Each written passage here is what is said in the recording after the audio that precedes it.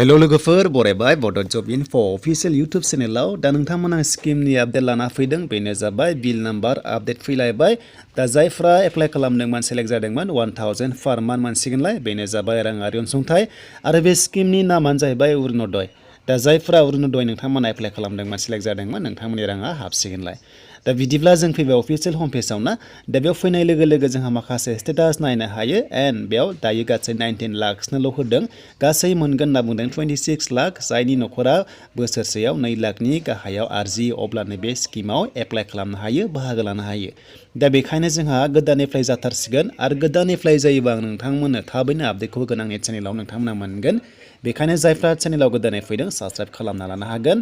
दा जोङो बे भिउ स्टेटासआव थुनाय लोगो लोगो जायखिजाया जों डिस्ट्रिक्टखौ नायनो हायो जायखिजाया सेलेक्ट खालामनानै जों नायनो हायो जे नोंनि स्टेटास प्रफाइला मा जादों राङा हाबगोन ना हाबा जों गासैखौबो नायनो हायो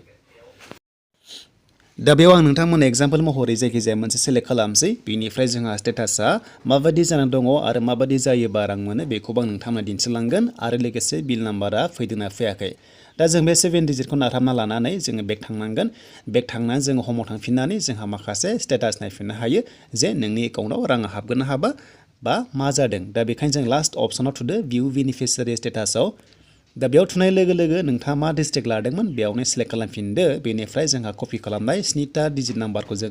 लाना फैनानै जों सार्च खालामनांगौ दा जों सार्च खालामनाय लोगो लोगो गासैबो डिटेल्सखौ जों मोनजोबगोन जे नोंनि एकाउन्टआव मा जादों मा जायाखै नाथाय नोंथांमोना बेखौ रोंनांगोन बे नाम्बारा जायाबा ओंखारनाय नङा दा नायदो ओंखारबाय दा बेयाव एन्टार डेट ओंखारदों बेनिफ्राय भेरिफाइड जानाय दङ बेनिफ्राय जोंहा नायनोसै फैदो बिल नाम्बारखौ दा नायदो नै 7 नोंथांमोना नुनो मोनदों 7 सिरियाल नाम्बाराव बेनो जाबाय फेब्रुवारि स' फेब्रुवारि बिल नाम्बारा आपडेट फैनाय लोगो लोगो नोंनि राङा हाबसिगोनलाय बेनो जाबाय 7 इनस्टलमेन्ट जाय नोंथांमोना बेबायदि फैदों अब्लानो राङा मोनो आरो जायफ्रा फैयाखै नोंथांमोना मोननाय नंथ'वा